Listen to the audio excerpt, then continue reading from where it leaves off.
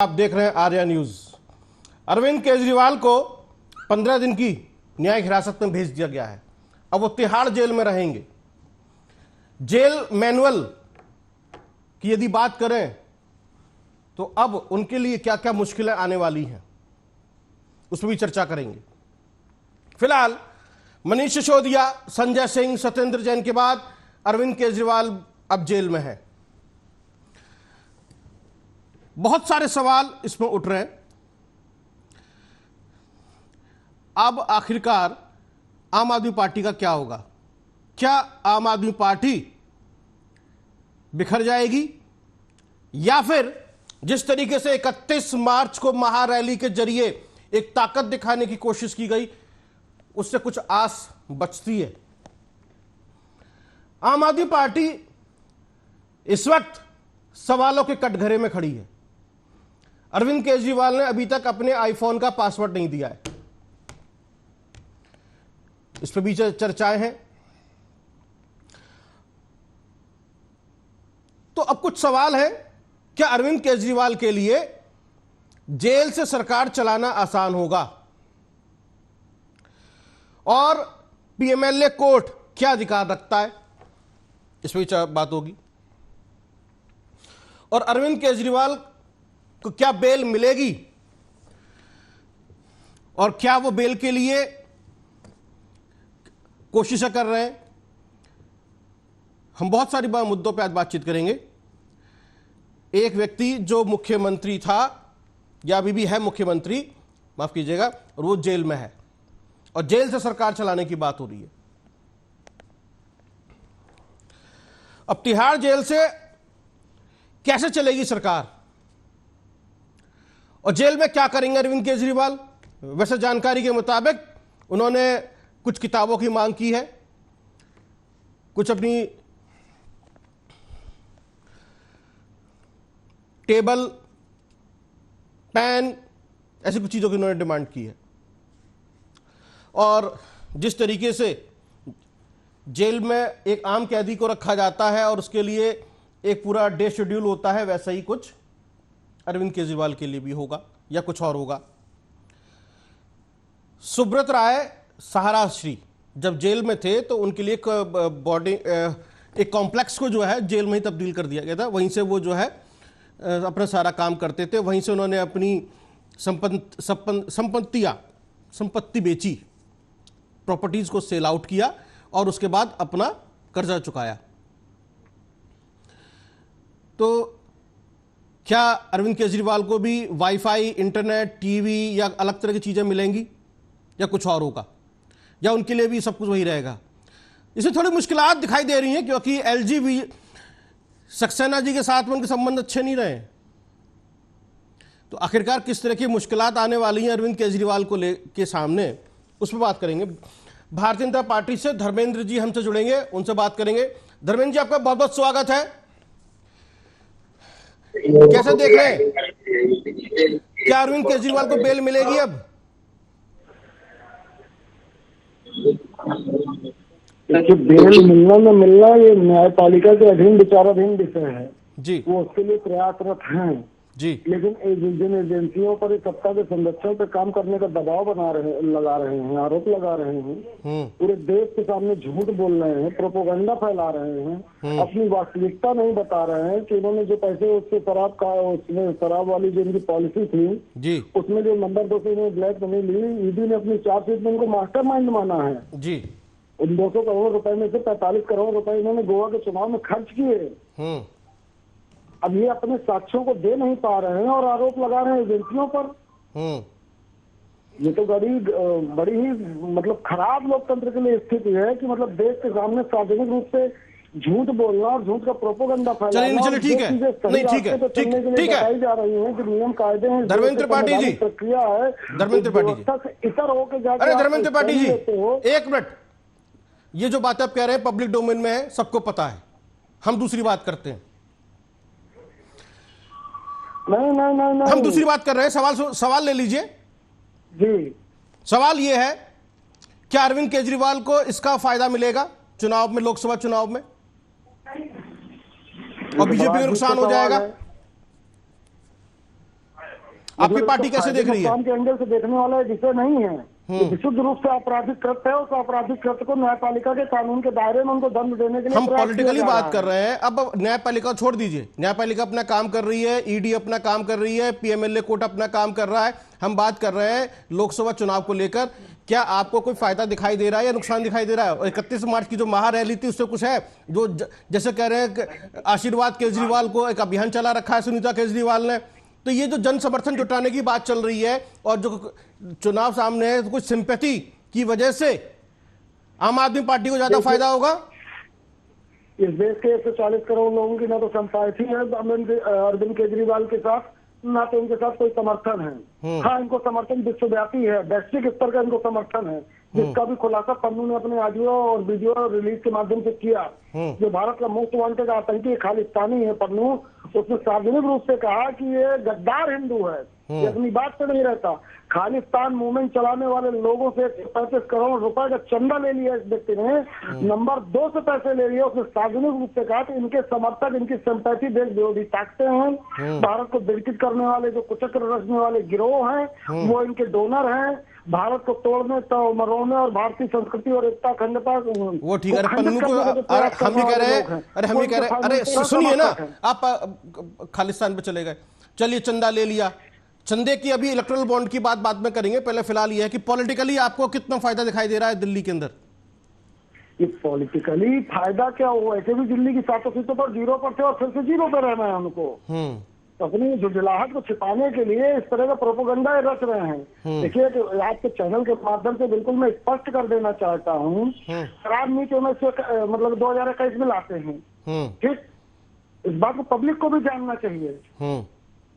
LG उसमें notice देते हैं, एलजी को आप पार्टी बना रहे हो कि भाई पारदर्शी व्यवस्था नहीं है आपकी। दिल्ली में लाइनें लग गई, आपने देखा होगा 2-2 किलोमीटर की लाइनें लग गई। बड़े उद्योगपति जो दिल्ली मतलब देश के सबसे बड़े शराब के माफिया कहे जाते थे, उनको उन्होंने सीधे सीधे दिल्ली की मतलब 2 करोड़ से ऊपर की आबादी का भविष्य दाव पर रख दिया और 2-2 किलोमीटर की लाइनें लगा दी। उसके बाद जब उस पर आपत्ति हुई, जांच हुई, जांच के बाद जान गए कि ये गलत किया इन्होंने गलत किया, तो उसको तुरंत वापस ले ली। 22 में उन्होंने उत्तर नीति को फिर वापस लेके फिर उसी तरह कर दिया इन्होंने। और इस 1 साल के दौरान से जो इन्होंने 200 करोड़ रुपए ब्लैक मनी के रूप में लिया, उसके मास्टरमाइंड अरविंद केजरीवाल ही हैं। नहीं, अभी तो खैर लोकसभा ठीक है, अभी साबित नहीं हुआ है अभी। नहीं, अब साबित पॉलिटिकली हम जो समझ रहे हैं, सिर्फ पॉलिटिकली बात कर रहे हैं, समझ रहे हैं कि क्या फायदा और नुकसान होने वाला है लोकसभा चुनाव के अंदर। तो आप कह रहे हैं कि जैसे पिछली बार 7-0 से क्लीन स्वीप था, इस बार भी ऐसी होगा, कोई फायदा अरविंद केजरीवाल को नहीं मिलेगा, है ना? कुल मिलाकर बात यही है। बिल्कुल ठीक है, कुल मिलाकर बात यही है। आम आदमी पार्टी के प्रवक्ता अमित शर्मा हमसे जुड़ रहे हैं। अमित शर्मा, क्या आपको मेरी आवाज सुनाई दे रही है? चलिए, जैसे अमित शर्मा जुड़ते हैं, धर्मेंद्र फिर बात करते हैं।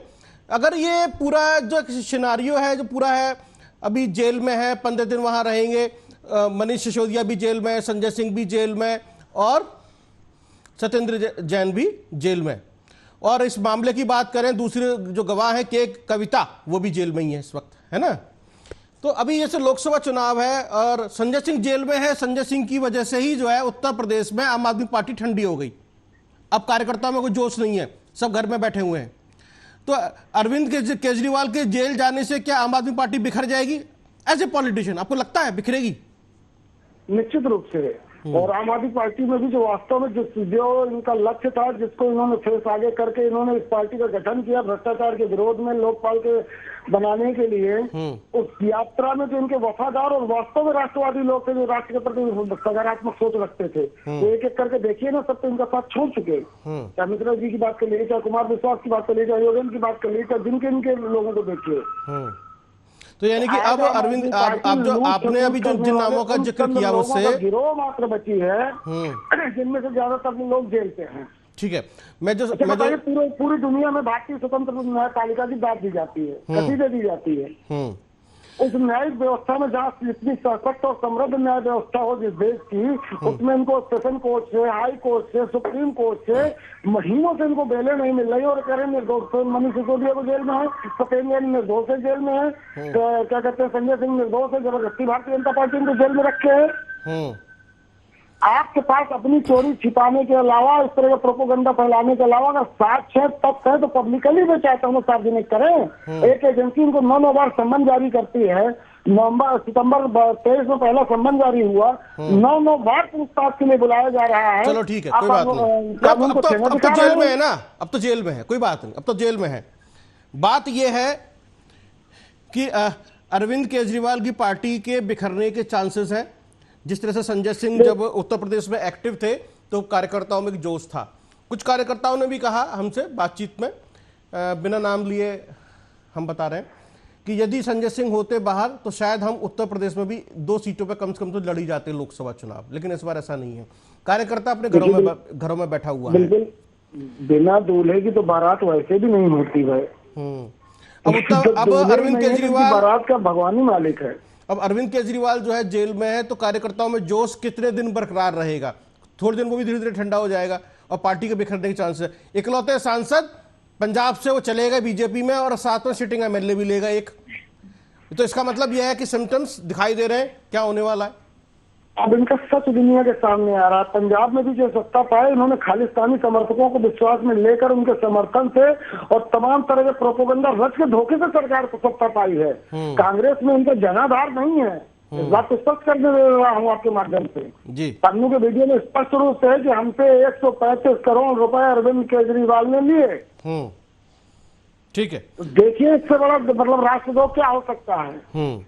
अच्छा, जो सैकड़ों मासूम भारतीयों का हत्यारे रहे हो, जो भारत को तोड़ने का काम लगातार चल रहा हो, उनसे ये लोग 135 करोड़ रुपये लेने के बाद अपने आप को राष्ट्रवादी और भारत माता की जय बोलकर कैसा कुछ कैसा दौरा पाने, इनका वास्तविक चेहरा इस बार लोगों के सामने आ गया है और जनता इस बार के चुनाव में इनको भरपूर सबक सिखाएगी। और आम आदमी पार्टी जिस तरह से जिस रास्ते से चलकर तेजी से ग्रोथ की थी, वास्तविकता जानने के बाद इस देश के लोग उतनी तेजी से इसको नकार देंगे, ये स्पष्ट है। अच्छा, एक बात और बताइए, आप कैसे देखते हैं राघव चड्ढा लंदन में है और वहां से कोई सक्रिय दिखाई नहीं दे रहे, स्वाति मालीवाल अमेरिका में है, मतलब ये तो बड़े बड़े चेहरे थे इनके और किनारा करते हुए दिखाई दे रहे हैं, दूरियां बना ली। अब वही चीज तो मैंने पहले भी कही ना कि स्वाति मालीवाल के लिए जितना हो हल्ला हुआ था, उसके बावजूद इन्होंने उसको किया था। जब वास्तविकता जाने तो सब लोग इनसे दूर रहकर ही अपनी भलाई जान रहे हैं। क्योंकि अब इन लोगों को इस बात का डर है कि पता नहीं अपने बचाने के लिए पता नहीं अपनी टोपी किसको पहना दें, तो चाहे राघव चड्ढा हो चाहे स्वाति मालीवाल हो, वो इस बात से संकित और आशंकित है कि कहीं ऐसा ना हो कि शीर्ष अपने आप को बरी कराने के लिए, अपने को पाप साफ बनाने के लिए अपना फंदा हमारे गले में डाल दे। चलिए, कीप डिस्टेंस की पॉलिसी है। अच्छा, एक बात बताइए, अब जैसा कुछ नामों का खुलासा होगा अरविंद केजरीवाल से जैसे बातचीत चल रही है, तो और कितने लोगों की संभावना लग रही है आपको और जिनसे ईडी पूछताछ कर सकती है? देखिए, राष्ट्रीय स्तर पर एक बड़ा संगठित मतलब सुनियोजित अपराध है जो भारत की भोली भाली जनता के साथ इन्होंने और बीआरएस के लोगों ने मिलकर किया है। जैसे इसकी परतें खुलेंगी तो इसमें और भी राजनीतिक जो क्षेत्रीय दलों के लोग होंगे उनके भी नाम आने की शंकाएं हैं। ये व्यक्ति मतलब प्रशासनिक अधिकारी रहा, भ्रष्टाचार के खिलाफ चेहरा बनने का प्रयास किया, लोगों ने विश्वास भी इससे किया और उसके बाद देखिए इसका मतलब स्वभाव देखिए, इसका प्रकट देखिए, जांच में सहयोग देखिए कि आज भी तक इसने अपने फोन का पासवर्ड तक नहीं बता रहा जांच एजेंसी को। अरे पासवर्ड, एक बात तो बताइए, बिल्कुल संदिग्ध है। अरे एक बात तो बताइए, और इस समय के साथ ज्यादा समय तक चलेगी नहीं। अरे सुन लीजिए त्रिपाठी जी, पासवर्ड बता दें, मुख्यमंत्री है, एक बात बताइए, चुनावी रणनीति शेयर हो जाएगी। भाई चुनावी लोकसभा चुनाव को लेकर तो कुछ ना कुछ चैट हो रही होगी, बातचीत हो रही होगी, डॉक्यूमेंटेशन फाइल इधर से उधर होती है, हम आपस में पत्रकार लोग कर लेते हैं बातचीत, इतनी सी चीजें होती हैं। सिर्फ जो आप ईडी सोच रही है उसके अलावा वो पॉलिटिकल व्यक्ति भी तो है, एक प्रदेश का मुख्यमंत्री है ना, उसकी तो बहुत सारी कॉन्फिडेंशियल चीजें होंगी, चुनावी रणनीति से लेकर और भी बहुत सारी चीजें होंगी, एमएलए हैं सारे, उनसे क्या क्या बातचीत होती थी। और शेष मुख्यमंत्रियों में अंतर है, देखिए आप मिलाकर बात मत कीजिए। ये मुख्यमंत्री बाद में है, पहले इस समय इसके जो वास्तविक इसके ऊपर जो आरोप है, जो चार्जशीट है, उसकी गंभीरता को समझिए। अच्छा, मुख्यमंत्री बाद में है, मुख्यमंत्रियों से इसकी तुलना नहीं की जा सकती। अच्छा ठीक, मतलब ये राष्ट्रद्रोही ताकतों का संरक्षण और समर्थन प्राप्त वो बहरूपिया नेता है जिसने दिल्ली और पंजाब की भोली भाली जनता की न सिर्फ भावनाओं के साथ खेला है, बल्कि उनके सामने एक दूसरा पिक्चर दिखा के और तीसरी पिक्चर पे अपना काम करते रहे। चलिए, तो इनकी तुलना तो उनसे तो नहीं कर अच्छा सकते। एक बात बताइए धर्मेंद्र जी, विजय नायर का क्या होगा? देखिए बहुत स्पष्ट है। इससे तो पहले एक राजनीतिक व्यक्ति होने के नाते मैं बहुत स्पष्ट कर दूं कि जो भी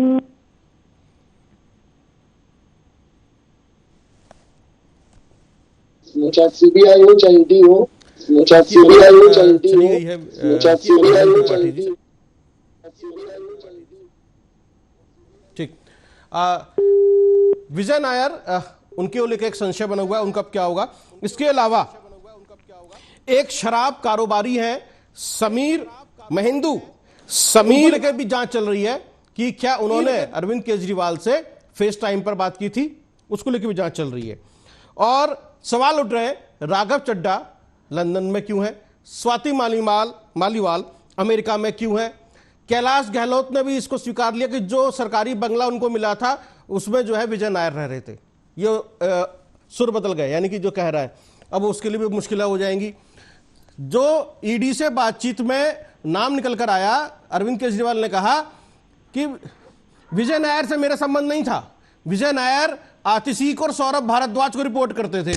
अब ईडी की जांच सौरभ भारद्वाज और आतिशी पे पहुंचेगी, तो अब उनके साथ भी पूछताछ होगी, सौरभ भारद्वाज और आतिशी से। अब हमारी अब आपने कहा ना कौन कौन से नाम, अब ये दो नाम और आ गए सामने, सौरभ भारद्वाज और आतिशी से पूछताछ होगी। अभी देखिए 2 दिनों पहले तक आतिशी इनकी बचाव का सबसे प्रमुख चेहरा बनी रही। जब अरविंद केजरीवाल की गिरफ्तारी हुई तो आपकी तरफ से आधिकारिक रूप से पक्ष रखने की बात हो या अरविंद केजरीवाल के समर्थन में कैंपेन चलाने की बात हो, आतिशी ही सबसे आगे चेहरा बनी रही। और देखिए 3 दिन बाद ही आतिशी को भी नाम ले आ गया। तो मैं बता रहा हूँ जैसे जैसे जांच की परतें खुलेंगी, अरविंद केजरीवाल अपने आप को बचाने के लिए अपनी टोपी अपने ही नेताओं में से किसी के ऊपर पहनाएंगे। तो अभी देखते जाइए। आतिशी वो नाम है जिसमें जो जिक्र चल रहा है कि गोवा विधानसभा चुनाव में ये पैसा लगाया गया था और गोवा विधानसभा चुनाव के अंदर गोवा की प्रभारी आतिशी थी। अब आतिशी से है ना, आतिशी थी ना गोवा की प्रभारी। जी मैं बता रहा हूँ, मैंने पहले भी स्पष्ट किया है जी कि अरविंद केजरीवाल अपना ये पाप की जो गठरी है वो किसी दूसरे के सर में रखने का कुचक्र रचेंगे और इसका शिकार आम आदमी पार्टी के निष्ठावान नेता ही होंगे। तो इसलिए जो समझदार हैं वो दूरी बना के चल रहे हैं, कीप डिस्टेंस की पॉलिसी फॉलो कर रहे हैं। और जो समझदार नहीं है, अभी भी अरविंद केजरीवाल को मतलब वास्तविक चेहरे को नहीं समझ पा रहे हैं, वो इसको षड्यंत्र का शिकार हो जाएंगे। आतिशी उनमें से एक हैं। तो कोर्ट में पहली बार आतिशी और सौरभ के नाम का खुलासा हुआ है और इनसे अब बातचीत होगी।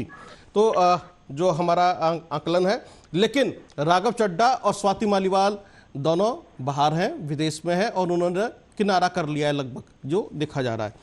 अब ऐसे में अरविंद केजरीवाल 15 दिन के लिए तिहाड़ जेल में है। तिहाड़ जेल के अंदर पहले ईडी की हिरासत थी, ईडी की हिरासत में आप लोगों से मिल सकते थे, सशरीर मिल सकते थे, सामने बैठ के बातचीत हो सकती थी, आप अपने एडवोकेट से बात कर सकते थे, परिवार के लोगों से बात कर सकते थे। लेकिन तिहाड़ जेल में ऐसा नहीं होगा।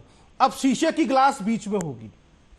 जब शीशे की ग्लास बीच में होगी और आपको एक माइक पे बोलना होगा, यानी कि कॉन्फिडेंशियल बात नहीं हो पाएगी अब आपकी, और उसके लिए भी टाइम फिक्स होता है कि इतने समय में आप बात कर सकते हैं। ऐसे में जेल से सरकार चलाना मुश्किल है। तो कैसे चलेगी जेल से सरकार? जब जेल, हेलो जी देखिए, जेल से सरकार चलाने का कोई ऐसा वो नहीं था। नैतिकता के आधार पर इन्हें प्रथम दृष्टया इस्तीफा दे देना चाहिए था, फिर अपने आरोपों से बरी होना चाहिए था। अगर बरी हो जाते तो फिर साहस के मुख्यमंत्री पद की ग्रहण करते। इसमें हमको या देश को किसी प्रकार की कोई आपत्ति नहीं है। लेकिन जिस तरह के संगीन और गंभीर आरोप है, और आरोपों के मतलब खंडन के लिए किसी प्रकार के साक्ष्य और सबूतों को न देकर नए तरह के प्रोपोगंडा का रचना, ये इनकी नीयत और नीति पर प्रश्न चिन्ह लगाती है।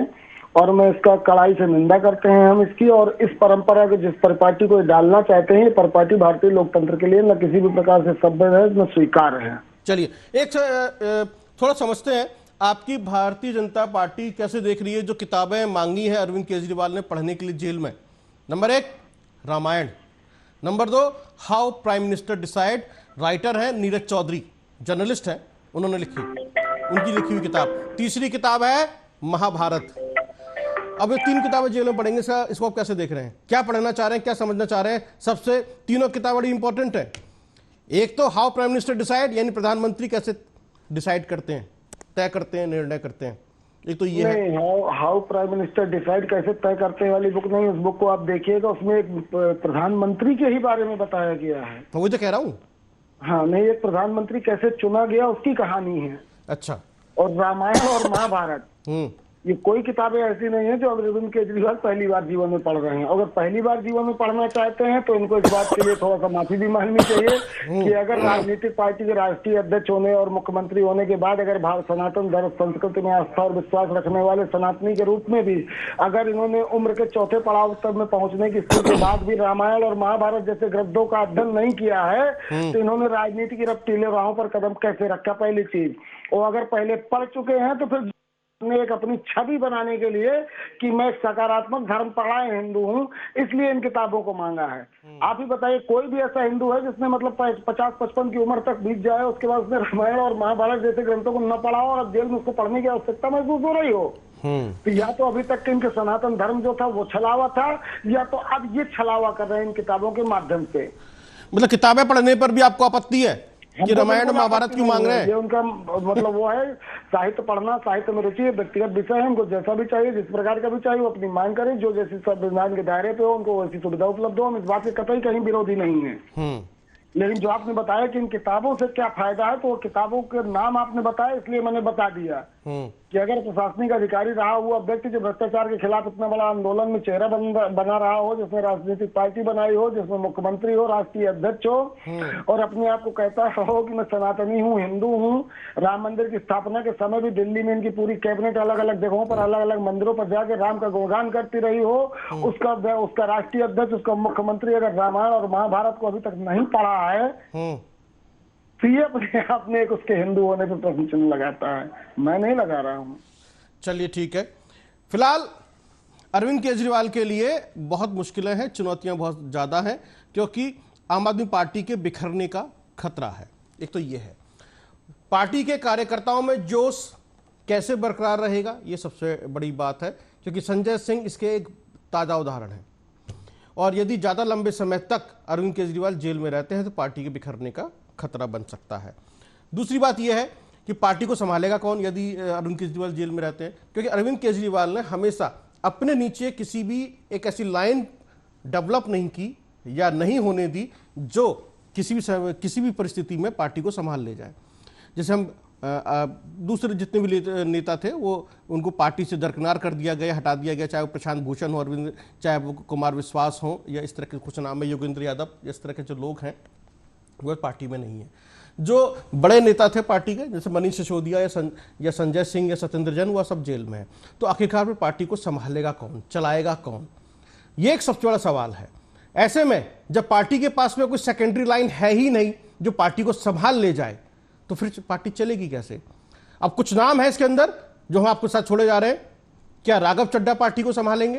क्या पार्टी का अगला फेस कौन होगा? यदि मुख्य अरविंद केजरीवाल जेल से सरकार नहीं चला पाते हैं तो पार्टी का चेहरा कौन होगा? सुनीता केजरीवाल होंगी, या फिर राघव चड्ढा होंगे, या फिर कोई और नेता होगा, या फिर पार्टी बिखर जाएगी पूरी तरीके से? अरविंद केजरीवाल के सामने चुनौतियों का पहाड़ है और इनसे उनको निपटना है। बहुत बहुत धन्यवाद। देखते रहिए आप आर्या न्यूज।